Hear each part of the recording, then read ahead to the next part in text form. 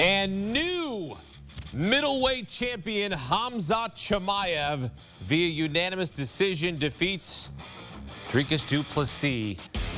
What an outing and what a performance from Khamzat Chimaev, really dominating from start to finish. We saw DDP come on late, but it was just too little too late, and we have a new champion in the middleweight division as Khamzat Chimaev remains undefeated, 15-0 in his pro MMA career and 9-0 in the UFC.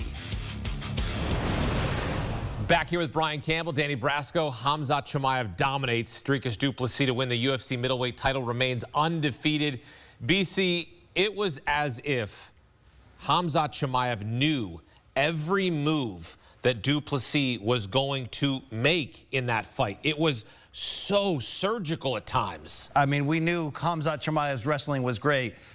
It turns out his wrestling is better than we thought. To absolutely dominate a champion like DDP, who's so big for this division, has the deepest gas tank of someone his size we've seen in some time, and he was just ragdolled from start to finish. Ultimately, 4 rounds scored 10-9, 1 scored 10-8, but it had a 10-8 type feeling for almost the entirety of this fight. The only thing Chimaev didn't do, outside of maybe land more dominant strikes, was finish the champion. This felt like a new era upon the sport. And again, Chimaev was the betting favorite coming in. It's not as if we didn't know something like this was possible.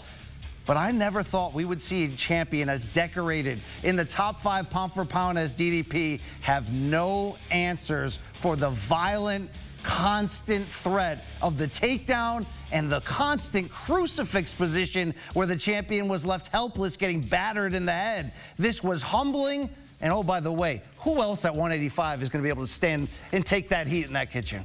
I might have 2 answers, but those guys are going to need to display things that Dricus didn't from a technical grappling standpoint. A lot of the time he's been able to make it not matter, right? Derek Brunson took him down. Robert Whitaker took him down. Those are guys that he could muscle through positions. There was no muscling through that mounted crucifix. Khamzat was too good for him. He beat him to every position, and Dricus found himself in a place where he had never been before. He never was, Khamzat didn't break his will. That mentality stayed strong, even to the final moment where he started to mount a small semblance of a comeback. But nonetheless, even in the later stages of this fight, Khamzat Chimaev's cardio was not tested because he was so in control of the fight. And that is something that I think nobody expected to operate just like this. 5 rounds of dominance, even a 10-8 round, BC. I mean, nasty work from Khamzat. He remains undefeated, and this streak also continues. He has taken down every UFC opponent within the first minute of the fight, including Dricus Du Plessis.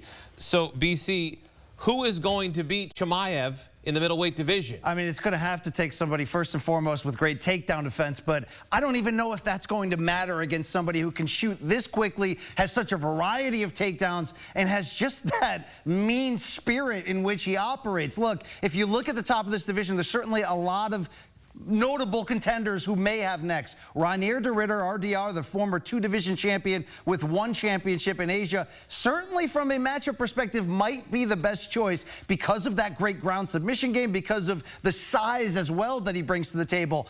But look, here's the deal.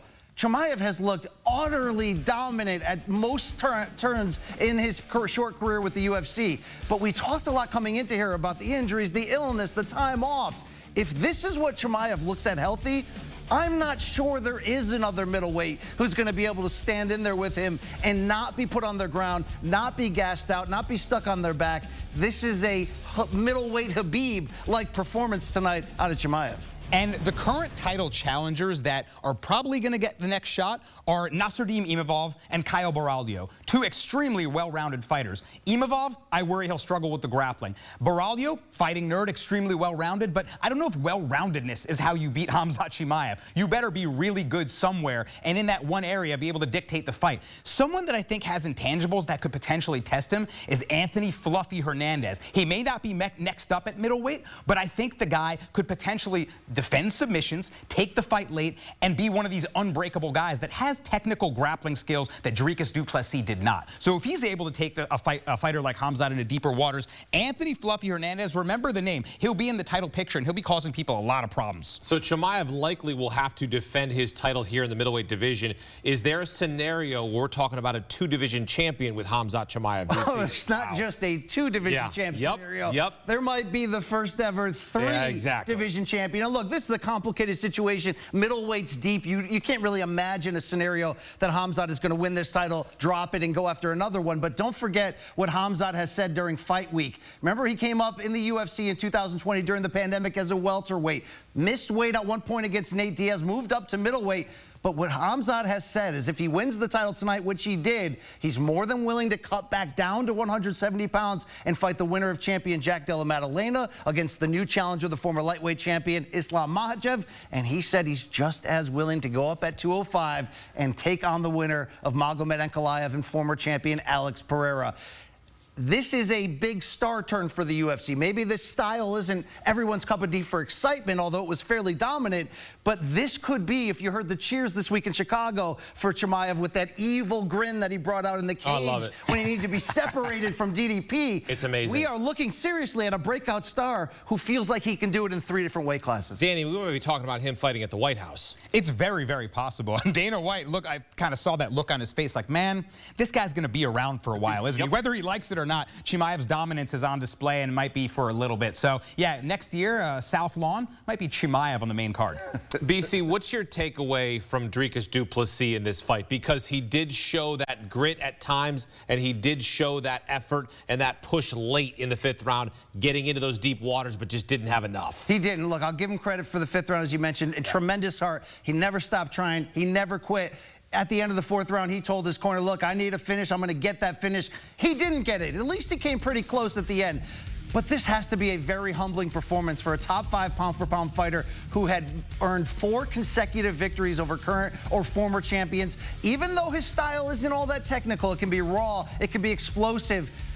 I think he was exposed for that lack of technicality, as Danny said earlier, on the ground here.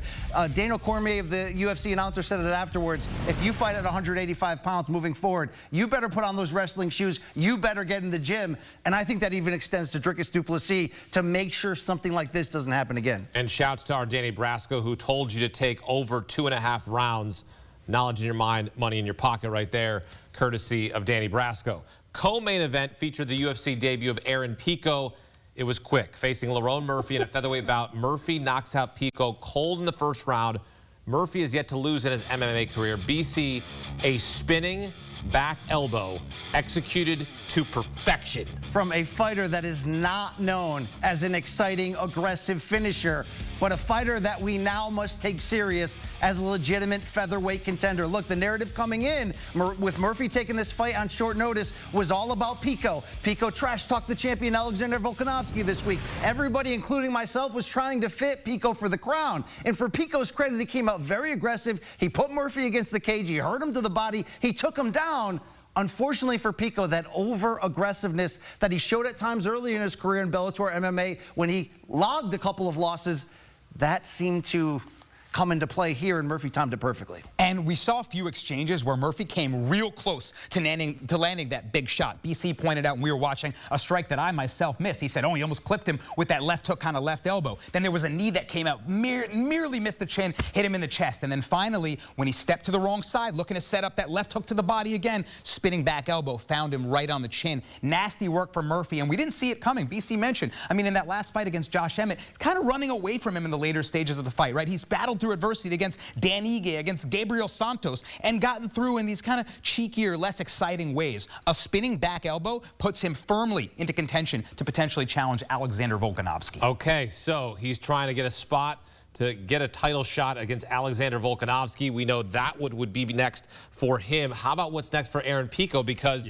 this long-awaited debut, and now it gets spoiled real quickly. Yeah, remember, he had a handful of knockout losses early in his career, coming into the sport as the most hyped prospect we had ever seen. This has to be a very humbling setback for Pico, who looked the part, talked the part this week. At 28 years old, looked like he was a ready-made star dropped into the hands of the UFC matchmakers. Yet not only do do we have a setback in his UFC debut, a violent, dominant one? Certainly going back to the drawing board, get back into game planning, but he can't fight too aggressive. He's got to be able to pull that back, lead with his wrestling, which is something he didn't do in this fight. He led with his aggression, and once again, he paid for it. Another dominant night from Brian Campbell and Danny Brasco here on CBS Sports HQ. Men, thank you. It was great to have you guys in studio here breaking down UFC 319. And coming up at UFC 320, a banger set for the first Saturday in October in Las Vegas, a rematch for the light heavyweight championship between current champ Magomed Ankalaev and former champ Alex Pereira. Another title on the line in the co-main event, bantamweight champ Merab Dvalishvili clashing with Corey Sandhagen. We'll have complete post-fight coverage right here on CBS Sports HQ.